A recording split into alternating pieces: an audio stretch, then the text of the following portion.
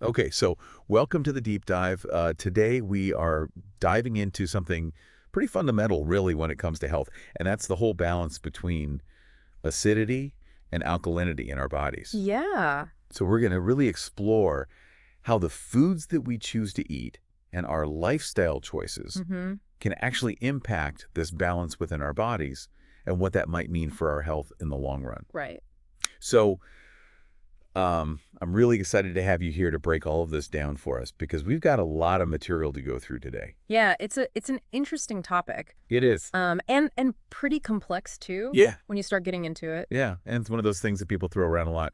Oh, we got to be more alkaline, Yeah. but then don't really explain what that means. Yeah, it's easy to oversimplify these Exactly. things. So today, what we really want to do is dig deep into what our sources actually have to say about acidity and alkalinity. Right. And this is everything from, really specific food recommendations to some wider ways of thinking about our health and our bodies. Uh-huh. And ultimately, we want to give our listeners some very clear, very practical insights Yeah. that they can actually take away from this Absolutely. and, put into practice in their own lives Yeah. to try and, maybe improve their health. Yeah, I think it's really about empowering people to make informed choices Yeah, based on the best available information we have. absolutely. Yeah. So our mission today is to really untangle some of these concepts and try to make sense of it all. Definitely. And I think what's really fascinating here is this concept of pH. You've probably heard of pH. Right. It basically tells us, how acidic or alkaline something is. And our sources are really pointing to this idea that leaning more towards a naturally alkaline state is really beneficial for our overall well-being. Okay, so it's like a scale, Yeah, it's a and scale. you want to be on one side of the scale. Exactly. It's like a balancing act Yeah. within our bodies. Okay, so let's jump right into this because we've got a lot of ground to cover. Yeah. So maybe let's start by trying to understand this idea of acidity as it's laid out in the source material. Like, what exactly are they saying about acidity? Well, one of the key points they make is that foods that have been really significantly modified or altered, what they call man-made foods, Okay. those tend to create this kind of acidic environment in the body. Okay. So it's not just about, naturally acidic foods like a lemon. Right. It goes beyond that. Yeah. It's about how the food itself has been manipulated or processed. Okay. So these are the really processed foods. Exactly. Like Yeah. packaged snacks, ready meals, anything that's been heavily altered from its natural state. Got it. So how does that actually, like, what's the mechanism there? Like, how does a processed food? Well, the sources suggest that it's almost like these processed foods, they disrupt this natural balance within our bodies, Okay. and they kind of tip the scales towards acidity. Okay. They lack the natural buffers that whole unprocessed foods would have. Okay. So then what happens like when our body becomes more acidic? Well, that's where things get really interesting. Okay. So the sources propose that an acidic environment can actually become kind of a breeding ground for bacteria. Okay. So the bacteria are like, oh yeah, this is a nice place to hang out. Exactly. They thrive in acidic environments. Gotcha. So you get this increase in bacterial growth. And our body's obviously not going to be okay with that. Right. So then our body's natural defense mechanisms kick in, Okay. and one of the key responses is to produce more mucus. Oh, okay. So it was like a protective barrier almost. Exactly. Mucus acts as a barrier to try and trap those bacteria and protect our systems. Okay. But the source points out that if this mucus production becomes kind of constant and excessive, Right. it can actually start to create problems down the line. Oh, so it's like anything in excess, Exactly. even if it's meant to be a good thing. Right. It's all about balance. Okay. So that's mucus, but the sources also talk about cellular inflammation. Yeah. How does that fit into this whole picture of eating acidic foods? So the idea here is that when we consume a lot of these artificial or processed ingredients, it can actually trigger inflammation at the cellular level. Okay, so it's not just like a general inflammation. Right. It's happening within our cells. Okay. And when you have chronic inflammation, over time, Yeah. that can really start to impact how well our organs function. It's like a constant low-level stress. Exactly. It's like a slow burn that can eventually lead to bigger issues. Got it.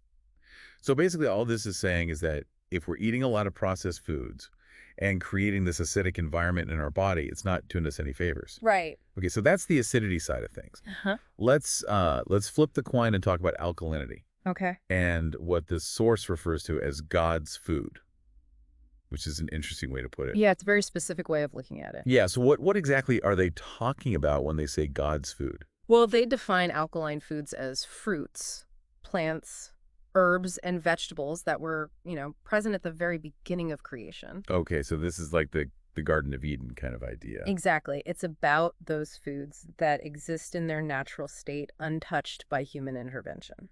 Got it. So no genetic modification, Yeah. no fancy hybrids. Right. It's about going back to the basics. Okay, so they're saying these are the foods that are truly meant for us to thrive on. Yeah. And they associate these foods with health, vitality, and longevity. Okay, so it's a very specific perspective. It is. But it makes sense in a way. Right. Like if we're thinking about eating for optimal health. Yeah, and they also emphasize the nutrient density of these foods. They're packed with vitamins, minerals, antioxidants, all the good stuff. Yeah. And they also talk about the importance of these foods for our gut microbiome. Okay, now everybody's talking about the gut microbiome these days. Right. So how do these alkaline foods supposedly benefit our gut? Well, the idea is that these foods provide the right kind of nourishment for the beneficial bacteria in our gut. Okay, so it helps the good bacteria flourish. Exactly. And when our gut microbiome is healthy, it can help our cells produce energy more efficiently. Okay, so it's like a whole ecosystem in there. Right. It's all interconnected. Got it. Okay, so now we've kind of got the acidity and alkalinity side of things. Huh? And one of the things that the source mentions is that when we're born, we are naturally in an alkaline state. Right. So let's talk about why that matters. Okay. Why is maintaining that alkaline balance so important, according to the source? Well, they suggest that because we're born alkaline, that kind of points to that being our optimal state. Okay, It's the state our bodies are naturally designed to be in. so like a baseline. Exactly. And when we stray too far from that baseline, that's when we can start to experience problems. Okay, So the idea is that by reducing or eliminating those acidic foods, we can help restore and maintain that natural balance. okay, so what are the benefits of doing that? Like, what are the advantages of cutting out those acidic foods? Well, one major benefit they point to is a reduction in inflammation, which we talked about earlier. And another key point is that when our bodies aren't constantly fighting against that acidic overload, Uh-huh. our natural electrical systems can function more efficiently. Okay, so it's like removing a roadblock. Exactly. Yeah. It frees up energy and resources. Got it. And they also talk about how the wrong foods can really put a strain on our digestive systems. Mhm. It's like trying to run a car on the wrong type of fuel. Okay. It's just not going to work as well. So it's all about making things easier for our body to process. Exactly. Okay, so the theory here is that if we cut out those acidic foods, our body can use that energy that it would have been using on digestion and fighting inflammation and put it toward, other things. Right, towards healing, towards repair, Yeah. towards just feeling more vibrant. Got it. So it's about optimizing our internal environment. Okay, so that's the theory. Now let's get practical, Okay. because the source gives us quite a comprehensive list of what it considers alkaline foods. Yeah. They really break it down. So let's start with vegetables. Yeah. Like, what are some of the vegetables they recommend? Well, some of the ones they highlight are butternut squash, watercress, chocho, Yeah. spring onions, coriander, Mhm. and cherry tomatoes. Okay. All pretty common vegetables that most people can find. Yeah, readily available. Okay, so what else is on the list? We've got cucumber, pumpkin bell peppers, Yeah. okra rose poke salad. Okay, now poke salad, that's a bit more unusual. Yeah. Not everyone might know what that is. Right, but it's a really good example of those wild foods Yeah. that they're emphasizing. Okay, so more of those natural, less cultivated vegetables. Exactly. Okay. What else have we got? Purslane, zucchini, tomatillo, dandelion greens, Mhm. iso cactus flower, or leaf. Oh, wow, that's interesting.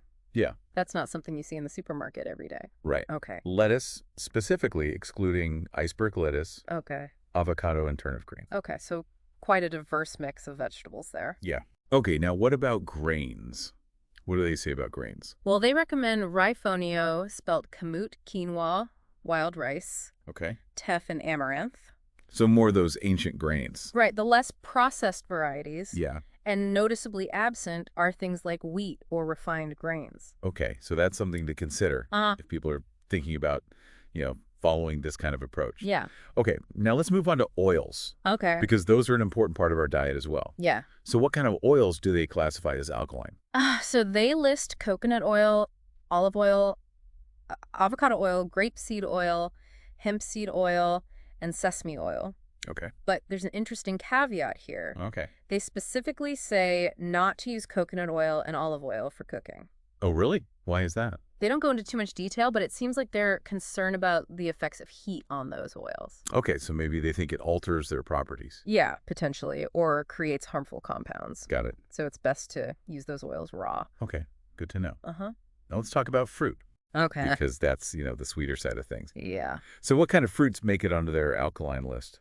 Well, they have quite a long list, actually. Okay. It includes apples, figs, pears, strawberries, and Huh? all berries except for cranberries. Oh, interesting exception. Yeah. So cranberries are a no-go. According to the source, yes. Okay. Then we have Jamaican avocados, Okay. which might be a specific variety. I'm not entirely sure. Yeah. Seeded watermelon key limes, peaches, cherries, Mm-hmm. currants, soursop. Okay, now those are some less common fruits. Yeah, you might have to search those out. Okay. Then we have small ginger olives, cantaloupe prunes, seeded raisins, Okay.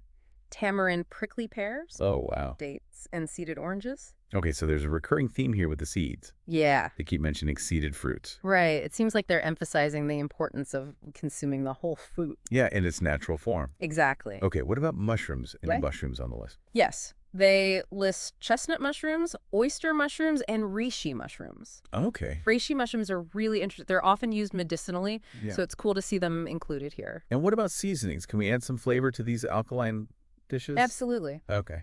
They recommend oregano, thyme, cayenne, pepper, sage, onion powder, Okay. habanero, coriander, accio. Achiote. Okay, that's another less common one. Yeah. What is that exactly? It's a seed that's often used as a natural food coloring, and it has a kind of peppery, earthy flavor. Okay. So it adds a nice depth. Okay, so back to the seasonings. Yeah, so we've got basil, bay leaf, cloves, dill savory, tarragon sweet basil, and pure sea salt. Okay, so it sounds like you can still have a lot of flavor, Yeah, that's got even with these restrictions. Right. It's not about being bland. Yeah. It's about choosing the right ingredients. Okay, and last but not least, nuts. Okay. What about nuts? So they list hemp seeds, sesame seeds, walnuts, and Brazil nuts. Okay, so again, a very specific selection. Yeah. It's not just any nut. Right. They're very particular about their choices. Okay, so we've got a pretty good idea now of what the source considers to be alkaline foods. Right. But it's not just about what you eat.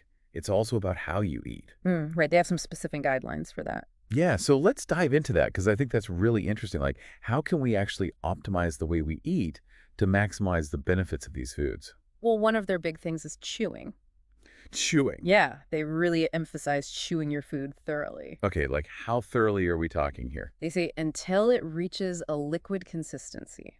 Wow. Okay, so that's really chewing. Yeah. It's about breaking down the food as much as possible in your mouth. Okay, so the idea is to make it easier for your digestive system. Exactly. The less work your stomach has to do, the better. Makes sense. And it helps conserve energy, too. Okay, what other guidelines do they have? Another one is regular meal times. Okay, so consistency. Yeah. Eating at roughly the same time each day helps establish a rhythm for your body. Okay, so your body knows what to expect. Yes, exactly. It makes sense. And they also recommend avoiding eating after sunset. Oh, really? Why is that? Well, they connect it to the idea that the sun plays a role in digestion. Okay. So as the sun goes down, our digestive fire also diminishes. Oh, that's interesting. Yeah, it's about aligning with natural cycles. Okay, I like that. Yeah. Yeah. What else? They also talk about the importance of food combining. Okay, yeah, that's a big one. Yeah. So what are their specific recommendations there? Well, they specifically caution against combining grains and fruits. Okay. They say those combinations can be difficult to digest Okay. and can lead to energy drain. Got it. So it's best to separate those food groups. Okay, and finally, what about the timing of our last meal? Yeah, that's important too. Okay. They recommend leaving at least 4 hours between your last meal and going to sleep. Okay, so no late night snacking. Right. Okay, so it sounds like the overall message here is to be mindful of how we eat Yeah, definitely. and to give our bodies time to digest properly. Exactly. It's all about respecting our digestive system. Yeah, and not overloading it. Right. Okay, so we've covered a lot of ground here with the alkaline diet, but the source also goes into quite a bit of detail about veganism. Yeah. They make some strong arguments in favor of a vegan lifestyle. Yeah, and they don't shy away from some, maybe controversial topics. No, they're very upfront about their beliefs. Yeah. So let's unpack some of those arguments, starting with maybe the foundational idea behind their support of veganism. Well, one of their core beliefs is that nature provides you with everything you need. Okay, so it's about aligning with the natural world and Exactly. getting everything you need from plant sources. Right. Okay. And they also bring up some pretty strong points against consuming meat. Yes, they do. They talk about things like adrenochrome. Okay. And that's a topic that we're not going to delve into too deeply here. Right. It's a very specific belief. Yeah. But they also talk about the stress hormones that are released in animals during slaughter and how those hormones can be transferred to the people who eat the meat. So it's not just about the meat itself. Right. It's about the energy that's contained within it. Okay. And they also mention this interesting anagram Yeah. that veganism is saving me. Right. It's a clever way to frame it. It is. And they touch on the belief that consuming flesh is a ritual with spiritual implications. Okay, so there are some deeper layers to this. Yeah, definitely. Okay. And they also specifically address the consumption of cow's milk. Yes, they're very clear that they don't recommend drinking cow's milk. Okay, so what's their reasoning there? Well, they point out that cow's milk is designed for baby cows Right? to help them grow quickly, and it's not necessarily suitable for human consumption, Okay. especially considering the differences in our digestive systems. So it's a species-specific argument? Exactly. Uh-huh. They also bring up the stress hormones that can be present in cow's milk. Right, because of the way the cows are treated. Exactly. Oh, And they talk about the estrogen content in cow's milk okay. and how that might impact male fertility. Okay, so that's a concern they raise. Yes. Okay. They also compare the digestive systems of carnivores and humans. Why? Carnivores like lions have very short intestinal tracts, Okay. while humans have much longer ones. And what's the significance of that? Well, they suggest that this difference in length means that humans are better suited to digesting plant matter, Okay. which takes longer to break down. So we're not built to be meat eaters. According to the source, no. Okay. They also point out that humans don't have the physical characteristics of carnivores. Yeah, like claws and sharp teeth. Exactly. You don't have those. Right. Our teeth are designed for chewing plants. Okay. And they also draw a contrast between how humans typically eat meat and how lions eat meat.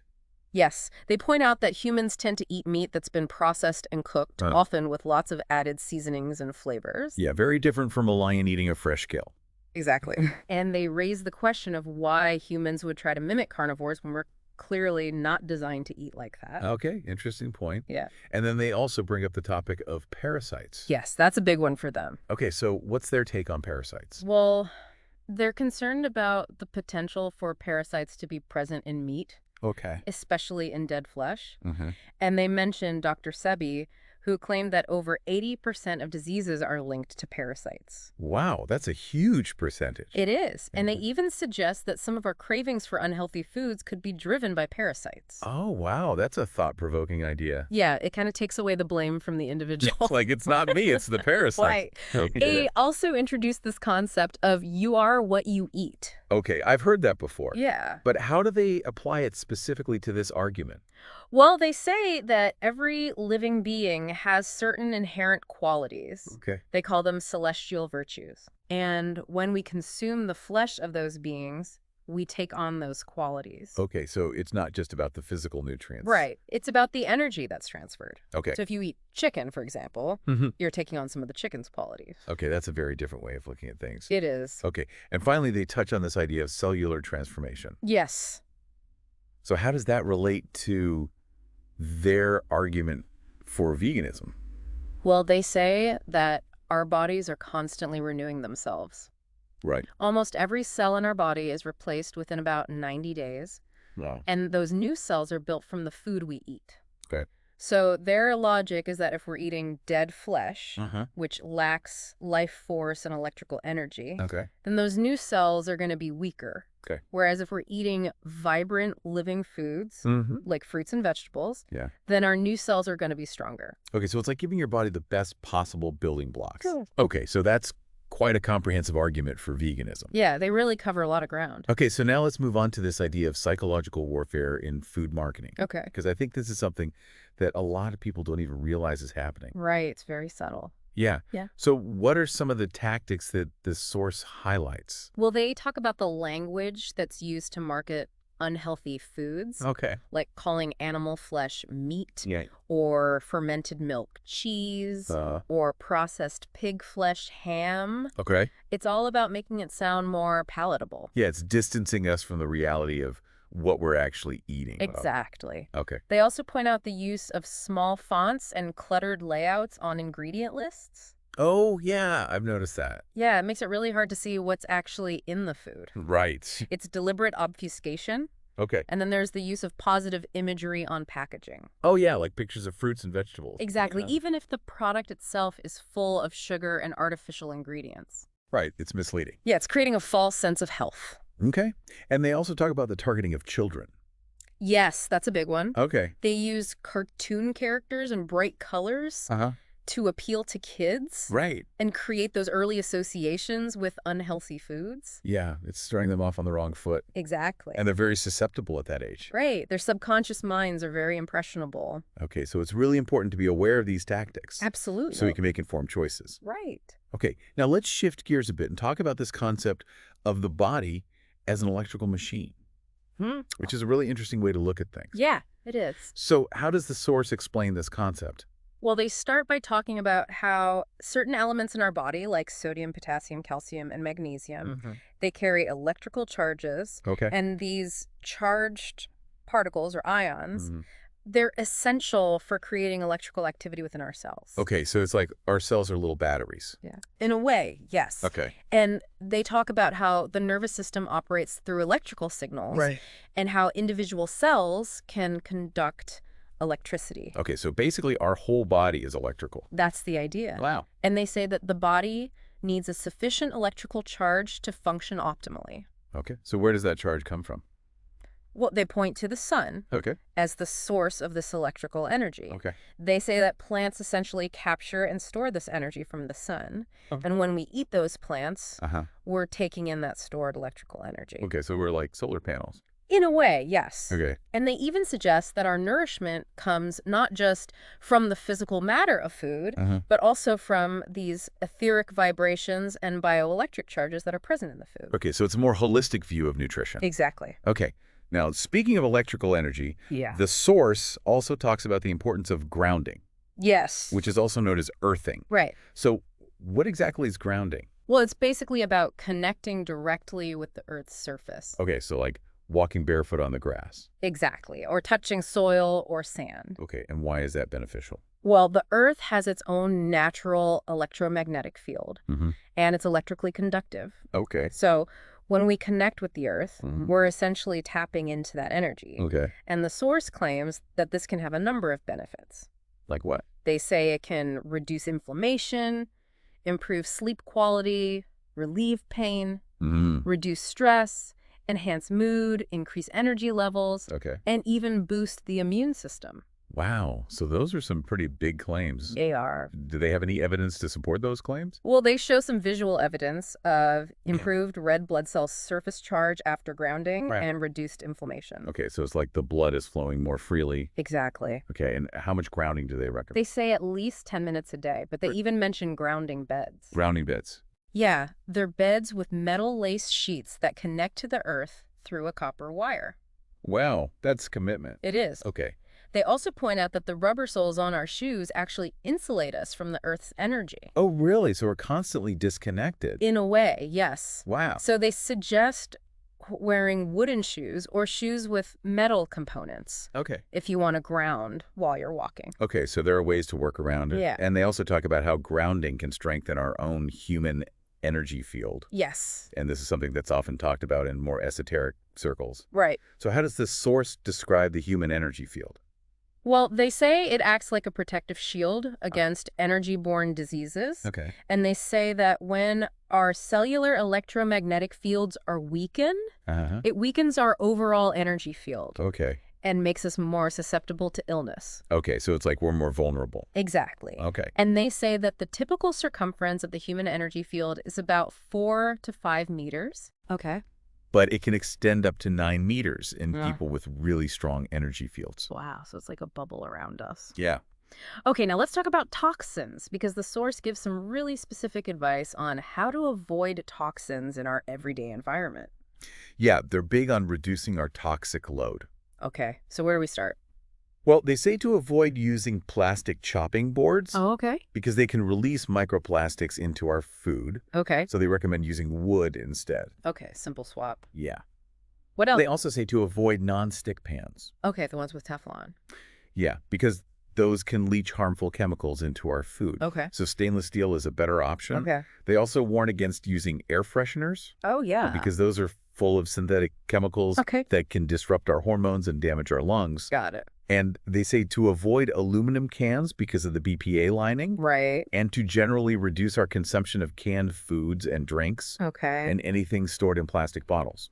So glass, stainless steel, copper, those are the better options. Exactly. Okay. They also provide a whole list of specific ingredients to avoid. Okay. So they say to avoid thickeners, emulsifiers, gelatin, Okay. acidity regulators like citric acid and ascorbic acid, flavor and natural flavor. Okay, those are tricky ones because they're so vague. Yeah. Okay. Iron, specifically synthetic iron, Okay. the food coloring, red 40, Uh-huh. palm oil, vegetable oils like rapeseed and sunflower oil, Okay. and various forms of sugar like corn syrup, starch, and glucose. Right, and of course artificial preservatives. Yes. Okay, so those are all pretty common ingredients. Yeah.